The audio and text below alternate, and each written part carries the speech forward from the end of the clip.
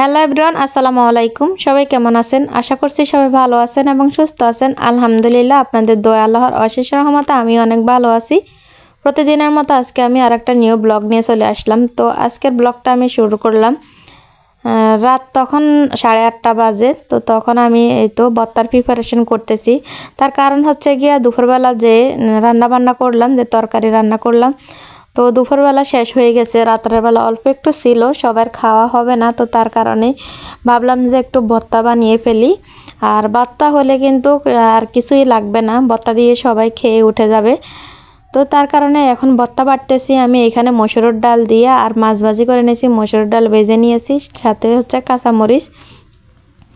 তো মসুরের ডালগুলোকে আমি ভিজিয়ে রেখে দিয়েছি, যেহেতু বাটতে সুবিধা হয় তাড়াতাড়ি করে। আর এমনি ডালের ভর্তা বাটতে তো একটু কষ্ট হয়, তো তার কারণে আমি একটু গরম গরম ভিজিয়ে রাখছি ঠান্ডা পানিতে, তাহলে তাড়াতাড়ি হয়ে যাবে। তো এই তো আপনারা দেখতেছেন যে আমার ভর্তা বাটাটা মানে তাড়াতাড়ি হয়ে যেতেছে। আর আমি ভর্তা ডালটা একটু মিহি করে নিব। অনেকেই ভর্তা যখন বাটে তখন কিন্তু একটু আড়া পিসা করে, তো আমার কাছে ওইটা কিন্তু ভালো লাগে না। আমার কাছে মিশ ভর্তাটা একটু ভালো লাগে, তো তার কারণে আমি একটু এখন মিশ করে নিতেছি। আর এদিক দিয়ে আমার ছোটো জায়ের সাথে আমি কথা বলতেছি। তো আমার ক্যামেরাটা ধরছিল আমার ছোটো জায়ের, তোর সাথে আমি গল্প করতেছি আর এদিক দিয়ে ভর্তাটা বেটে নিতেছি।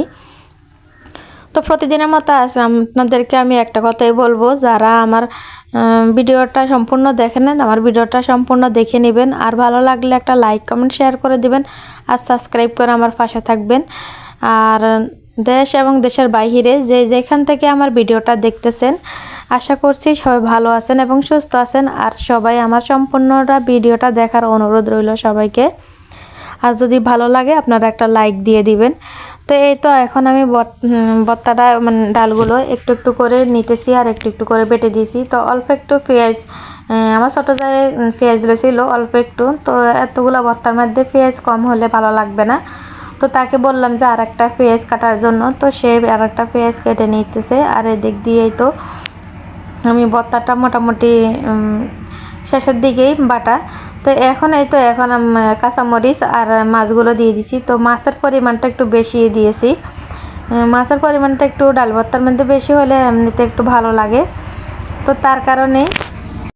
তো হয়তো বা আপনারা কম বেশি সবাই জানেন যে আমাদের ফ্যামিলিটা এখনও যৌথ ফ্যামিলি।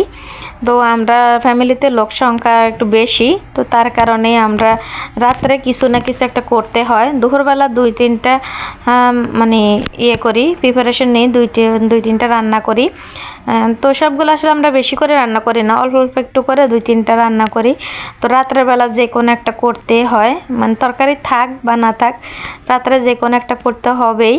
তো কোনো দিন মাছ ভাজি করি, কোনো দিন ভর্তা করি, কোনো দিন ডিম ভাজি করি, এইভাবেই সব সময় আমরা মানে রাত্রেবেলা একটা না একটা করে থাকি।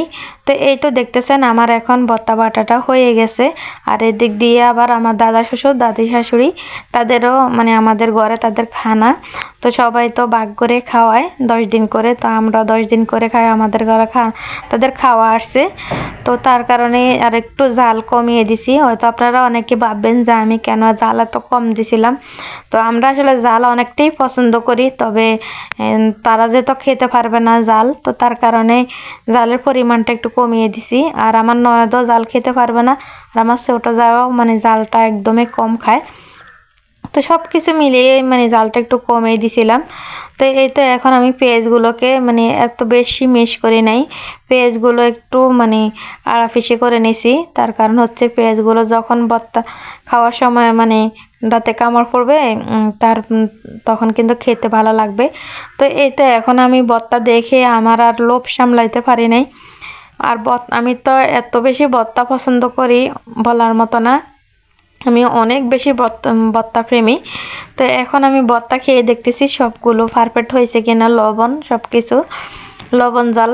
তো এদিক দিয়ে আমার ছোটো যা তো মানে ক্যামেরাটা ধরে আছে, তো তাকেও একটু খাওয়াই দিলাম, বললাম যে একটু খেয়ে দেখ কেমন হয়েছে, আর ভর্তাটা তো অনেক মজা হয়েছে, একটু খেয়ে দেখ। তো এই তো 2 জন মিলে গল্প স্বল্প করতেছি, আর এদিক দিয়ে ভর্তা বাটা হয়ে গেছে, আর 2 জন মিলে খাইতেছি। আমি মনে মনে ভাবতেছি যে আমি কি ভাত খাবো না খাবো না। আমি প্রায় অনেক মাস হয়েছে, 3 মাস হয়ে যেতেছে আমি একটু ডায়েটের মধ্যে আছি, আমি ভাত খাই না। তো তার কারণে ভাত না খাওয়ার কারণে আমার এখন ভর্তা দেখে আর লোভ সামলাইতে পারি নাই, যে মন চাইতেছে যে একটু ভাত খাই হয়তো ভর্তা দেখে। তো একবার ভাবতেছি খাবো আর একবার ভাবতেছি যে খাবো না। তো এভাবে করতে করতে শেষমেশ আমি মানে অল্প একটু ভাত নিয়ে নিছি। অল্প একটু বলতে মানে আমি এক মুঠো নিই নাই, বলতে গেলে অল্প কয়েকটা। আপনারা দেখেই বুঝতে পারবেন যে আমি কতগুলো ভাত নিয়েছি এই জায়গায় শুধু ভর্তাটা খাওয়ার জন্য। তো এক মুঠো ভাত নিয়ে আমি এদিক দিয়ে একটু পানি নিয়ে নিছি ছোটো একটা বাটির মধ্যে। তা আমি এখন ভর্তাগুলো খাওয়ার জন্যই এভাবে খাইতেছি। তো মানে লোভ সামলাইতে আর পারি নাই এই কারণেই। তো তারপরে আমি এই তো ভাতে কয়েকটা খাওয়ার পরে আমি একটু রাতের বেলা হাঁটলাম। হাঁটার পরে তো তারপরে আমি শুইলাম। আমি চেষ্টা করি প্রতিদিন খাওয়ার পরে একটু হাঁটার জন্য, দুপুরবেলা বলেন আর রাতের বেলা বলেন। আর সকালবেলা তো প্রতিদিনে আমি হাঁটি, অন্তত কমসে কম 40 মিনিট 1 ঘন্টা তো আমি হাঁটি সব সময়। তো এদিক দিয়ে হচ্ছে সকালবেলা রান্নাবান্নার প্রিপারেশন চলতেছে, পরের দিনকার ভিডিও হচ্ছে এটা। তো সকালবেলা ঘুম থেকে ওঠার পর সব কাজ কাম সবগুলো সেরে তারপরে এখন আমার ছোটো জায় বসে গেছে সবজিগুলো কাটার জন্য। তো এখানে হচ্ছে ফুলকপি আর বেগুন, আলু, নতুন আলু, এগুলো হচ্ছে। আর শীতের সবজি তো এমনি সবগুলো যেমন দেখতেও সুন্দর তেমন খেতেও অনেক মজার। তো এদিক দিয়ে পেঁয়াজ, কাঁচামরিচ আর টমেটো এগুলো কুচি করে নিয়েছে। আর এখন ফুলকপিটা কেটে নেবে। তো ফুলকপি দিয়ে আর নতুন আলু দিয়ে রান্না করব, আর বেগুন দিয়ে নতুন আলু দিয়ে রান্না করব। তো এই তো এখন ফুলকপিটা পিস পিস করে নেবে। তো সকালবেলা নাস্তা করে কতক্ষণ, সকালবেলা আমি হেঁটে এসে কতক্ষণ শুইলাম। শোয়ার পরে নাস্তা করলাম। তো নাস্তা তেমন কোনো ভারী নাস্তা হয় নাই, একটু নুডলস রান্না করছিলাম। তো সবাই নুডলস খেয়েছে। আর এই খেয়ে তারপরে এখন রান্নার জন্য প্রিপারেশন করতেছে। তো এখন আমার যায় কাটে কুটে দেবে আর আমি রান্না করব। তো প্রতিদিনে আমি রান্না করি, ও আমাকে রান্নার কাজে সাহায্য করে, যতটুকু সম্ভব আমাকে রান্নার কাজে সাহায্য করে। তো তখন আমি আমার ছোটো জাকে দেখিয়ে দিতেছি যে এইভাবে রান্না করা সবজিগুলো কাটার জন্য। তো এখন সে মানে তাকে দেখিয়ে দিতেছি আর সে সবজিগুলো ওইভাবে কেটে নিতেছে। তো এক জায়গা থেকে সবাই কম বেশি পারে, তবে সেটা বিষয় না, বিষয় হয়েছে যে কোন জায়গায় কীভাবে মানে কে রান্না বান্না করে অথবা কোন জায়গায় কীভাবে সবজি কাটাকুটা করে, এটা জানার একটা বিষয় আছে। কারণ সবাই তো আর সবভাবে করা অভ্যস্ত না। তো এই তো তাকে আমি দেখিয়ে দিতেছি। তো সে কেটে নিতেছে, যেহেতু সে নতুন অবস্থায়, সে তেমন কোনো কিছু জানে না। তো তাকে দেখা দেওয়ার প্রয়োজন, তো তার কারণে তাকে দেখিয়ে দিতেছি। আর এদিক দিয়ে মুরগিটা দেখানোর কারণ হচ্ছে মুরগিটা একদমই কালো ছিল, সে একদম ধুলাবালি দিয়ে পুরো শরীরটা ভরিয়ে ফেলছে, এই আর কি। তো ফাঁসে আমার ননদ বসা।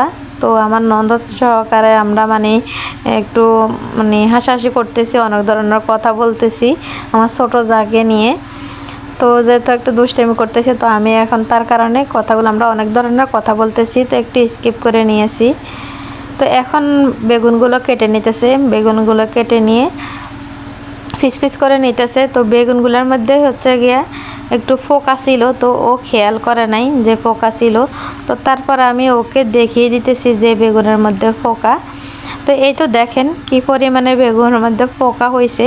তো এই বেগুনগুলো এমনিতে এত ভালো ছিল না, আমি রান্না করার পরে আমি দেখলাম যে বেগুনগুলো মানে খেতে এতটা ভালো লাগে নাই, আর একটু শক্ত শক্ত ছিল। অনেক বেগুন আছে কিন্তু মানে চুলাতে দেওয়ার পরেই নরম হয়ে যায়, কিন্তু এই বেগুনগুলো খেতে এতটা ভালো লাগে নাই। তো এই তো এখন আমি রান্না করব। তো এক চুলা বাহিরে আমি রান্না করব। আমি যে চুলাটা দিছিলাম আপনারাই সবাই দেখছেন যে আমি এই চুলাটা দিছিলাম। সরি, আপনাদের সাথে ভয়েসটা দেওয়ার সময় আমার একটা ফোন আসছিল, তো তখন আমি ভয়েসটা স্কিপ করে ফেলেছি। তো এই তো এখন আমি ভাত বসিয়ে দিব। তো এদিক দিয়ে পানিগুলোর মধ্যে আমরা মানে ফিটকারি বলি, জানি না কে কী বলে। তো আমরা যে বাসায় বলে থাকি অথবা যেভাবে চিনি থাকি, তো আমি ওইটাই বলতেছি যে পানিগুলো যখন ময়লা থাকে পুকুরের পানিগুলো, তো ওই পানিগুলো তো এমনিতে খাওয়া যায় না, অনেক বেশি ময়লা। তো এগুলোর মধ্যে ফিটকারি দিলে কি হয়, ময়লাগুলো নিচে বসে যায়। তো কলসে করে পুকুর থেকে পানিগুলো আনার পরে আমরা সবসময় সকালবেলা ফিটকিরি দিয়ে থাকি।